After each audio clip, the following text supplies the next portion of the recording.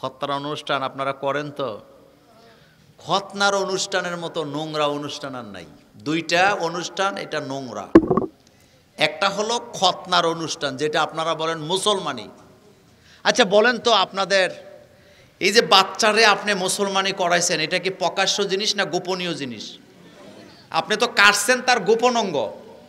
হযরত ইব্রাহিম আলাইহিস সালাম প্রকাশ্যে খতনা করছে না গোপনে করছে? আলেমরা বলেন তো। এটা গোপন জিনিস, গোপনে কাটছেন।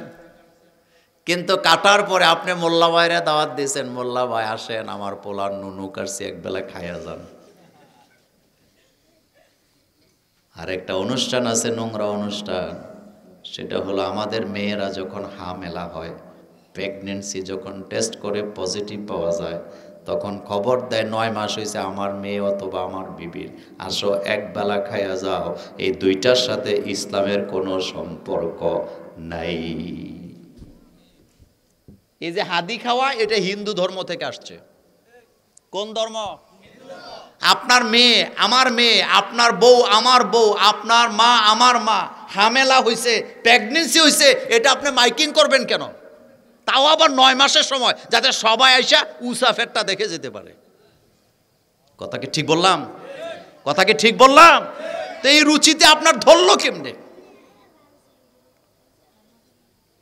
জুমার দিন মোমেনের জন্য হজের দিন, জুমার দিনে মারা গেলে জান্নাতে যাওয়া যায়। জুমার দিনে 5টা জায়গায় দোয়া কবুল হয়।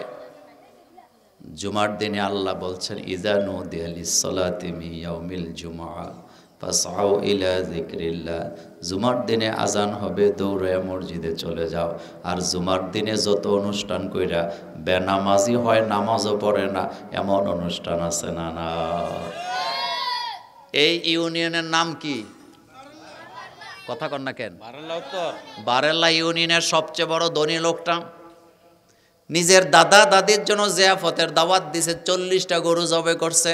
খাওয়াবেন, আমি নিষেধ করি না, কিন্তু ডেটটা করে জুমা বারে, নতুবা সবাই আসতে পারবে না। 40টা গরু খাওয়াইতে কমপক্ষে 500 জন ভলেন্টিয়ার লাগে, কি লাগে না? সারাটা রাত না ঘুমায়া রান্না বান্না চলছে। সকালে 8টা বাজে হুজুররা আইসা দোয়া কইরা খাবারের উদ্বোধন করে গেছে জুমার দিন। হুজুররা তো চলে গেছে, হুজুর যাওয়ার পরে দাপে দাপে দাপে দাপে খাওয়াচ্ছে। 500 লোকেরা খাওয়াইতেছে। কেউ খাবার দেয়, কেউ প্লেট দৌত করে, কেউ এদিকে যায় সেদিকে যায়। সকাল 8টা থেকে নিয়ে বিকাল 5টা পর্যন্ত টানা খাওয়াইছে। যারা খাদেমদারি করছে একটাও জুমার নামাজ পড়ে নাই, এমন জিয়াফত আছে না? না। জিয়াফত করলে মুদ্দার মুক্তি পাবে, এটা যেমন সত্য। 40টা গরু নয়, 40,000 গরু জবে করে খাওয়াইলে 1 ওয়াক্ত জুমার নামাজের সমান মর্যাদা হবে না, অথচ সওয়াব কামাইতে যায়া উল্টা গুনাহ আছে না? না। এই কথাগুলো সত্য না মিথ্যা? বাস্তব না অবাস্তব? রাসূল বলছেন, জুমার দিনে সকাল সকাল ঘুম থেকে জাগ্রত হবা, তাহাজ্জুদের নামাজ আদায় করবা, বা জামাত পবিত্রতা অর্জন করে বা জামাত ফজরের নামাজ আদায় করবা, গোসল করবা, জামা কাপড় পরবা, সুগন্ধি লাগাবা, মসজিদের সামনের কাতারে যায় বসবা, খুতবা শুনবা, খুতবায় দোয়ার মধ্যে আমিন আমিন বলবা। এরপরে জুমার নামাজের পরে সূরা কাহাফ পড়বা। দাজ্জালের ফিতনা থেকে আল্লাহ বাঁচায় দিবে। কিন্তু আমার দেশে জুমার নামাজে মুসল্লিরা যায় তখন, হুজুররা আরবি খুতবা পড়ে যখন, অথচ আজান থেকে নিয়া একামত পর্যন্ত বাংলায়, ইংরেজিতে, উর্দুতে, ফার্সিতে যত কথাই খতিবরা বলুক, সবগুলা খুতবার অংশের ভিতরে আছে না? না। মসজিদের সামনে ঘাটলাম, একামতের আগে যায় দাঁত ব্রাশ করতেছে, কালি নিয়ে যায়। লোকেরা কয় একটু পরে একামত দিবে, কয় একটু পরে একামত দেখ, তো ওয়াজ কি শুনবা না? কয় ওয়াজ আমরাও জানি।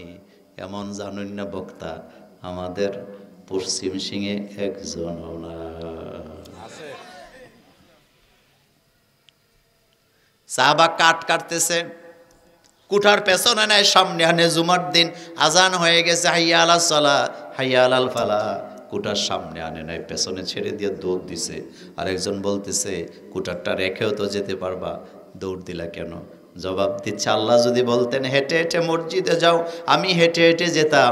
আল্লাহ বলছে জুমার দিনে আজান হইলে দৌড়ায় দৌড়ায় যাও, সেজন্য কুঠার গুছাবার সময় নাই, আগে মসজিদে যেতে চাই।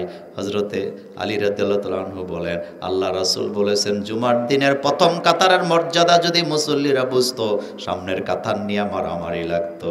আর আমার দেশে একামত হয় না যতক্ষণ, মসজিদে যায় না ততক্ষণ। কত অনুষ্ঠান সব জুমার দিন। ওই যে বলছিলাম, খতনার অনুষ্ঠান, বিয়ের অনুষ্ঠান, শাদীর অনুষ্ঠান, দাওয়াতের অনুষ্ঠান, জিয়াফতের অনুষ্ঠান সব জমায়ে রাখে কোন দিন? অথচ এই জুমার দিনটা আমাদের জন্য বড় গুরুত্বপূর্ণ দিন, বড় গুরুত্বপূর্ণ দিন। রাসূল সাল্লাল্লাহু আলাইহি ওয়াসাল্লাম বলছেন যখন ইমাম খুতবা পড়ে, খুতবায় যখন দোয়া করে, ওই সময় দোয়া ডাইরেক্ট আল্লাহর দরবারে কবুল হয়ে যায়।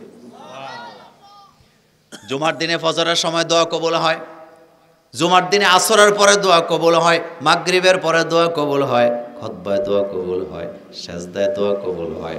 দোয়া করতে হবে কার কাছে? এই ব্যাপারে আমার কথা শেষ। তাহলে এখন বলেন তো আজকে কি বার? জুমা নামে একটা সূরা আল্লাহ কি দিছেন। আল্লাহ যেন আমাদেরকে বুঝার তৌফিক দেন, আমরা বলি আমিন। আমার আগে যেই ভাইটি একটি গজল আমাদেরকে শোনাইছে না, মৃত্যু। দেখেন আপনারা বাংলাদেশে একটা ইসলামী সঙ্গীত এতদিন শুনছেন, সঙ্গীতটা ছিল বাড়িওয়ালা নাইরে বাড়ি নাইরে দুনিয়াতে, অসাধারণ। এই লেখক মারা গেছে, এই গানটা যিনি লিখছিলেন তিনি কি মারা গেছেন। আমরা দোয়া করি আজকের মাহফিল থেকে, আল্লাহ তুমি তোমার গোলামকে জান্নাতের উঁচু মাকাম দান করো।